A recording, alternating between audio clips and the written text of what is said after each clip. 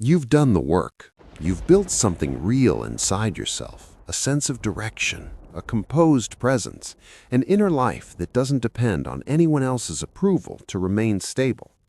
And then you meet someone who genuinely moves you, and something starts to shift. Not dramatically, not all at once, but gradually, almost imperceptibly, the man who didn't need external validation to feel okay begins quietly reorganizing his life around one person's reactions. The man who had a mission starts measuring his days by whether she seemed happy with him.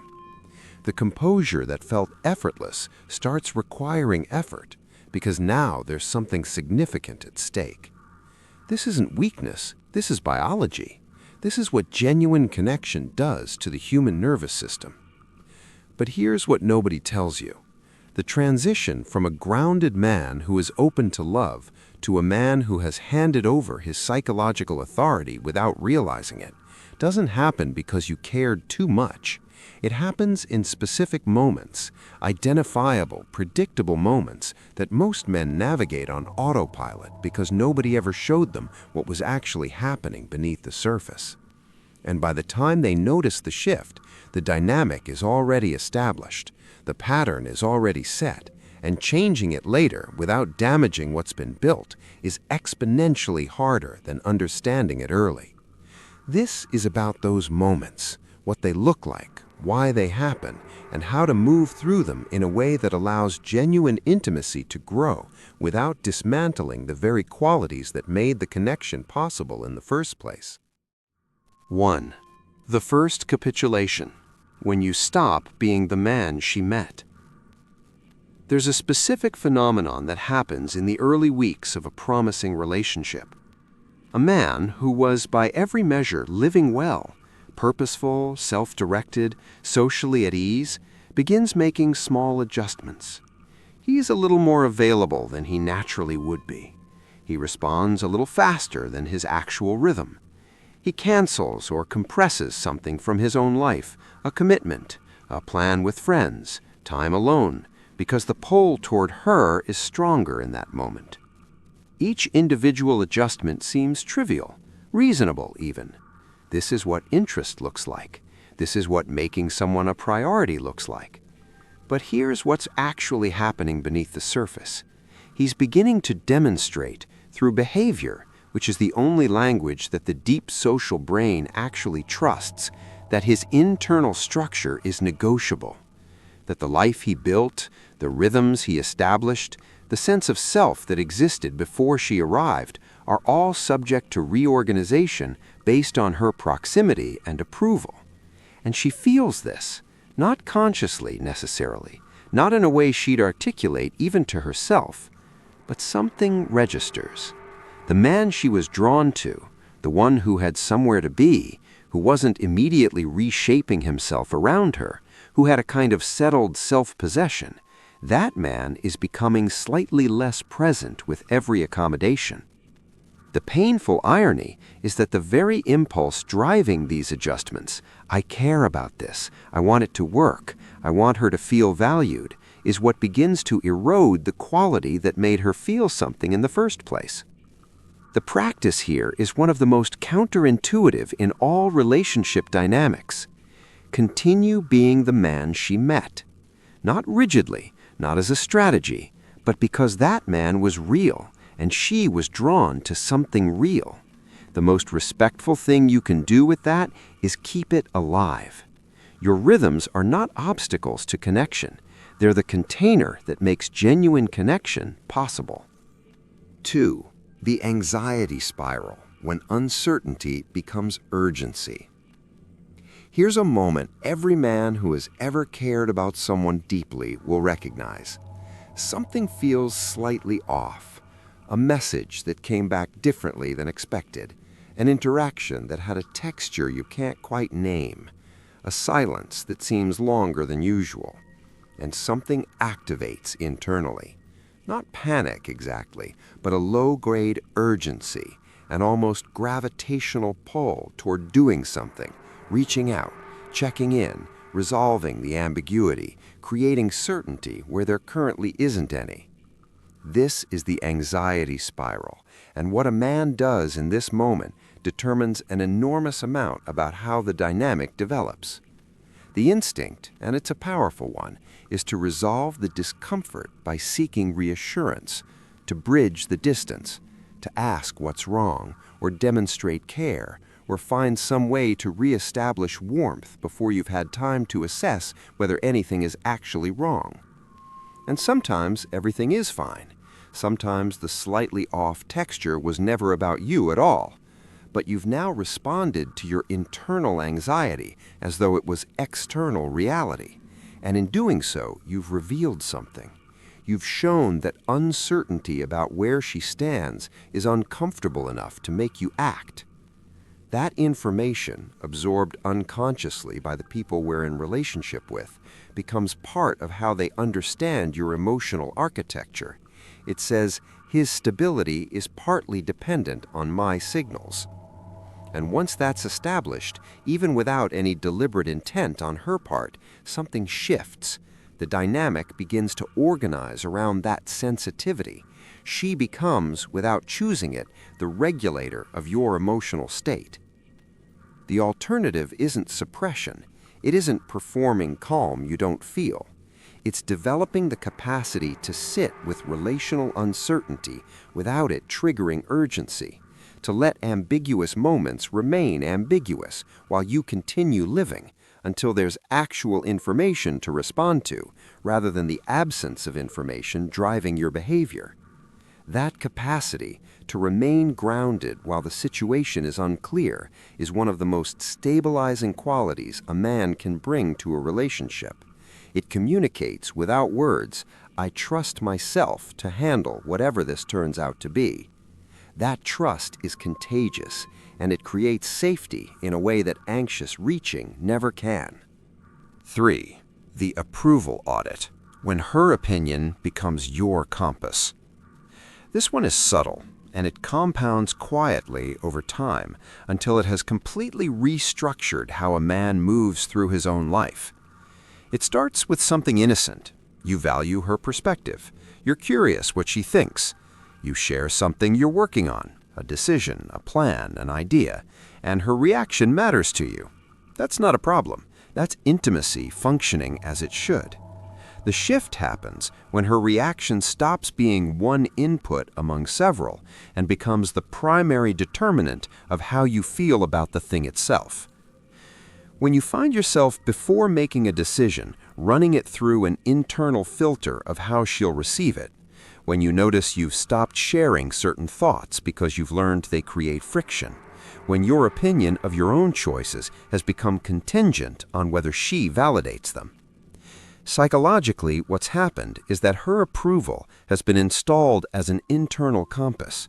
You're no longer navigating by your own values and judgment. You're navigating by her reactions to your values and judgment. And this creates several compounding problems. First, you've introduced a fundamental instability into your decision-making. Your compass is now located outside yourself, which means it can be influenced, withdrawn, or simply unavailable in the moments you most need it. Second, the relationship has quietly shifted from two autonomous people choosing each other to a dynamic where your selfhood is increasingly organized around her preferences. Third, and this is the one most men don't anticipate, she loses something too. The man she was drawn to had his own perspective, his own clear orientation, opinions that existed independent of hers. When that disappears, when agreement becomes reflexive and his views start mirroring hers, she loses the experience of being with someone genuinely other than herself. And genuine otherness, the sense that you're with someone who has their own inner world that isn't organized around you, is one of the essential conditions for sustained attraction. Keep your compass internal. Welcome her perspective. Let it genuinely inform you, but never let it replace you. 4. The overinvestment signal, when your future outpaces the present. Relationships have a natural pace, and that pace, when it's healthy, is roughly synchronized between two people building something together in real time. What disrupts that pace and quietly destabilizes a dynamic that might otherwise be growing well is when one person's internal investment races ahead of where the relationship actually is. When you find yourself early, before the foundation is genuinely established, constructing an elaborate internal future. When her place in your life, in your imagination, in your emotional architecture has grown significantly larger than the actual relationship currently warrants. This isn't about protecting yourself from caring. Caring is the point. It's about the specific behavioral signatures that overinvestment produces and what those signatures communicate. A man who is overinvested relative to where the relationship actually is tends to lose the lightness that made the early dynamic appealing. He becomes slightly more serious than the moment requires, slightly more careful, slightly more attuned to signs of threat, because there's now so much riding on the outcome that uncertainty feels proportionally more dangerous. He starts to manage, to subtly steer interactions toward outcomes that feel secure, to interpret ambiguous signals with a negativity bias because his nervous system is running threat detection at a level appropriate to the emotional stakes he's already assigned to this. And the person across from him feels that weight. Even if she can't name it, even if she's also developing genuine feelings, the heaviness of being someone else's entire emotional investment before the relationship has earned that significance creates a pressure that instinctively makes people want to create space. The recalibration here is not emotional withdrawal, it's temporal presence. Be in the relationship that actually exists today, not the one your imagination has constructed 6 months from now. Not the one where you've already calculated what losing this would cost you. The one that's actually here, in this moment, at this stage. That presence, that willingness to let something develop at its own pace without rushing it toward security, is one of the most attractive things a man in the early stages of connection can offer. It says, "I'm here because I want to be, not because I need this to become something specific." 5. The moment of misalignment and whether you hold or fold. Every relationship reaches it. A moment where what she wants and what you genuinely think, feel, or need are not the same thing. It might be a disagreement about something relatively small. It might be a difference in what you each want in that moment. It might be a behavior that doesn't sit right with you, something that, if it happened with anyone else, you'd address clearly. And here is where the handover of psychological authority either happens or it doesn't. Because the pull in that moment, the social and emotional gravity, is almost entirely toward accommodation. She seems upset or disappointed or certain in a way that makes your uncertainty feel less valid. And the path of least resistance, the one that resolves the tension fastest, is to soften your position, to concede more than you actually believe, to let it go in a way that doesn't reflect how you actually feel, but does make the discomfort stop. And this would be fine, genuinely fine, if it were an occasional choice in service of something that actually matters more to you than the specific point of contention. Compromise in that spirit isn't weakness, it's wisdom. But when accommodation becomes the reflex, when your position softens automatically in the presence of her displeasure, regardless of whether she's actually right, you've established something deeply problematic. You've taught the dynamic that your perspective is negotiable under emotional pressure. And relationships organized around that principle develop in predictable ways. Decisions become hers. Your preferences become suggestions. Your needs become inconveniences that require managing. Not because she's a bad person, but because every system adapts to the information it receives.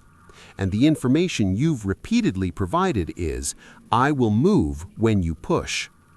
Holding your ground with warmth, without aggression, without the need to win in those early moments of misalignment is one of the most important things a man can do for the long-term health of a relationship. It's not about being right, it's about ensuring that both people remain fully present in the dynamic, that it's genuinely two people navigating together rather than one person navigating and one person accommodating. Say what you actually think, hold what you actually believe, remain open to genuine persuasion, and let the relationship be built on that honesty rather than on a version of you that editing has made smaller. Let's bring these all together. Here's the thread running through every chapter in this script. The moments where men hand over their psychological authority in relationships are almost never dramatic. They're quiet, reasonable looking, often motivated by the best possible impulses, care, consideration, the desire to make something work. But beneath each one is the same fundamental movement. A man stepping slightly away from himself, toward her approval, her comfort, her certainty, away from his own compass, his own rhythm, his own honest perspective. And the tragic irony is that this movement, made in the name of the relationship, is usually what slowly dissolves the very quality that made the relationship worth having. Continue being the man she met. Sit with uncertainty rather than rushing to resolve it. Keep your compass inside yourself. Be in the relationship that actually exists today. And when misalignment arrives, hold your ground with warmth. Not as strategies, not as power plays, as expressions of a man who respects himself enough to remain whole inside a relationship. Because that man, the one who can be fully present, genuinely open, and deeply caring without losing himself in the process, is not just more attractive, he's the foundation of something that can actually last.